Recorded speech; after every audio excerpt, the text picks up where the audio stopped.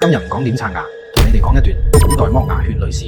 呢個可能係全世界最痛嘅文物，上百粒蛀牙串成嘅清代牙醫招牌，而家收藏喺英國威康博物館。蛀牙都要搶，列強真係好嘢。講起古代剝牙係高危手術，搞到真係會死人。東晉名將溫峤牙痛到頂唔順，條繩綁住粒蛀牙，嗖一聲扯出嚟，結果真菌感染，牙冇咗，人都冇埋。由平民到皇帝，牙痛面前人人平等。隋煬帝嗰粒帝王牙放大睇，黑洞明顯。曹操嘅牙齒幾乎全部蛀空，專家話佢嘅頭痛病可能就係由蛀牙引發，當時叫舉齒病。古人覺得蛀牙係牙裏面有蟲，甲骨文都睇得出個蟲字探出牙齒，所以誕生咗一種新職業——三姑六婆入面嘅藥婆，又叫牙蟲婆。佢哋滴啲藥水落住牙度，再用骨針挑出條蟲，牙即刻唔痛。點解？因為挑嘅唔係蟲，係你條牙神經。講到尾，咪即係而家嘅根管治療，直到尼骨散出現，先至真正實現無痛剝牙。清代醫書《串牙簿》記載，將砒霜塞入鯽魚肚，陰乾後刮面頭嘅白霜，點入蛀牙，咳一聲牙就甩咗。